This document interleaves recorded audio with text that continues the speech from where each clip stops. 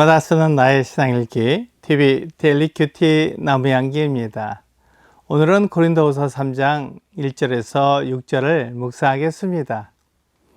우리가 다시 자천하기를 시작하겠느냐? 우리가 어찌 어떤 사람처럼 추천서를 너희에게 붙이거나 혹은 너희에게 받거나 할 필요가 있느냐? 너희는 우리의 편지라 우리 마음에 썼고 무사람이 알고 읽는 바라.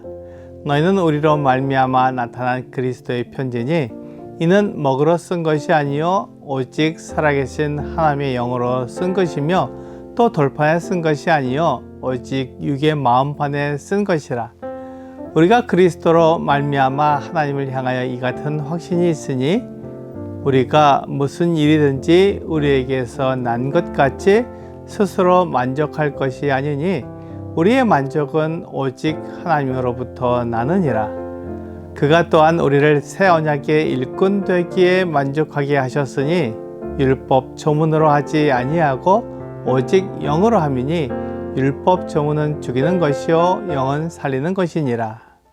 바울은 청구서를 통해 자신이 사도라는 것을 증명할 필요가 없었습니다. 물론 청구서 자체를 부정하는 것은 아닙니다. 하지만 지금 그는 고린도 교회 성도들을 대상으로 이 편지를 쓰고 있기에 고린도 교회 성도들에게 청구서를 가져갈 필요가 없다고 말하는 것입니다. 왜냐하면 고린도 교회 성도들 자체가 바울의 청구서와 같기 때문입니다. 청구서 용도는 그 청구서를 가진 사람에 대한 증명을 하기 위한 것입니다.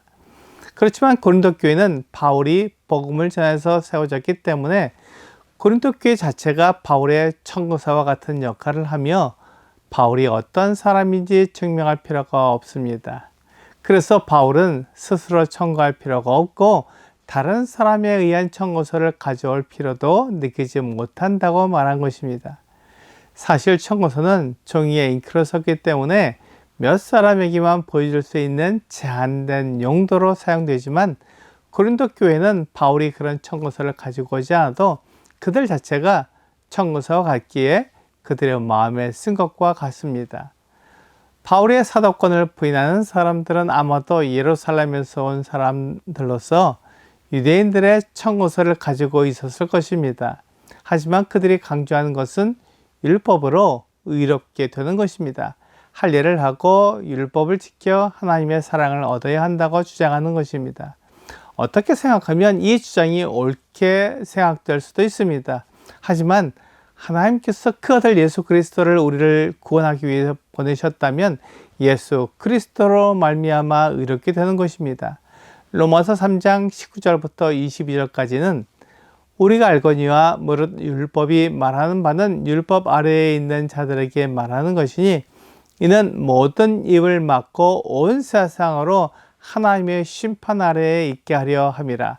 그러므로 율법의 행위로 그의 앞에 의롭다 하심을 얻을 육체가 없나니 율법으로는 죄를 깨달음이니라. 이제 율법 외에 하나님의 한 의가 나타났으니 율법과 선지자들에게 증거를 받은 것이라. 곧 예수 그리스도를 믿음으로 말미암아 모든 믿는 자에게 미치는 하나님의 의인이 차별이 없느니라 라고 말씀하고 있습니다. 율법으로는 의롭다 하심을 얻을 육체가 없고 다만 죄를 깨달을 뿐입니다.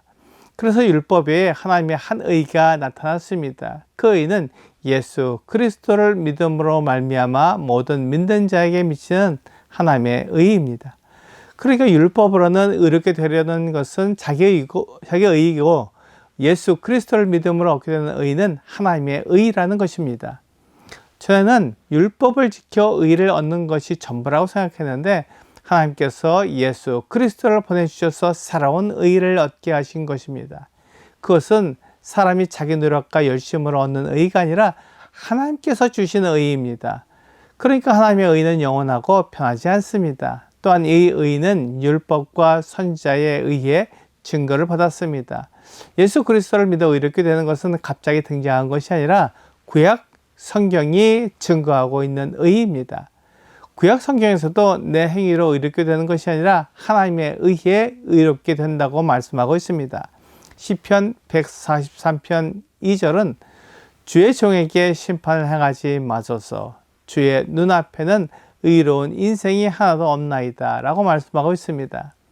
하나님 앞에 의로운 사람이 하나도 없다는 것입니다. 이 말씀을 바울이 로마서에서 인용해서 의인은 없나니 하나도 없다고 말했습니다.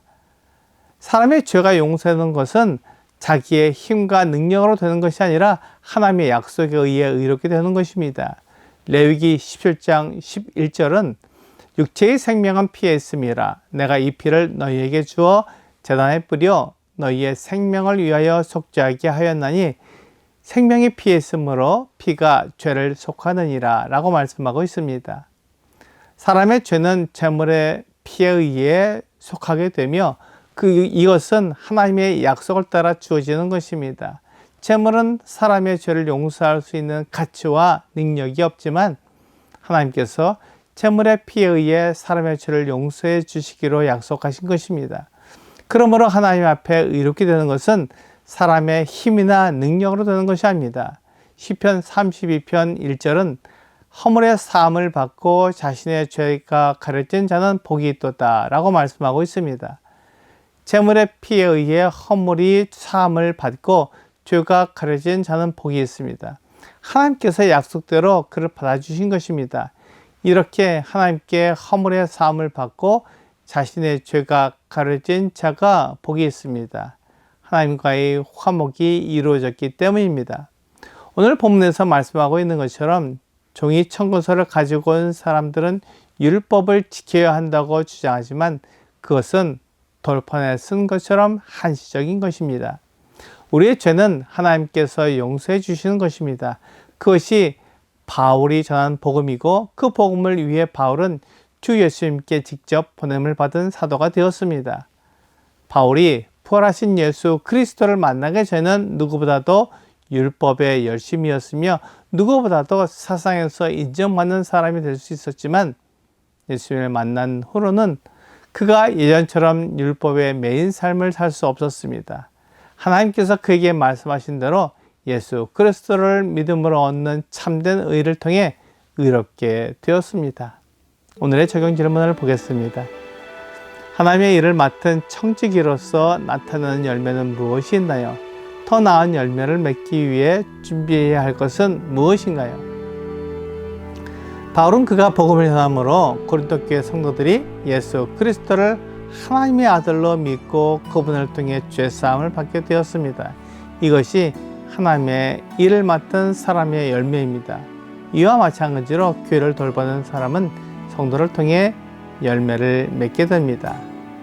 오늘 내 힘과 내 능력으로 의롭게 되는 것이 아니라 하나님의 아들을 믿는 믿음으로 의롭게 되기에 예수 그리스도를 전하는 여러분과 제가 되기를 주 예수님의 이름으로 기도합니다.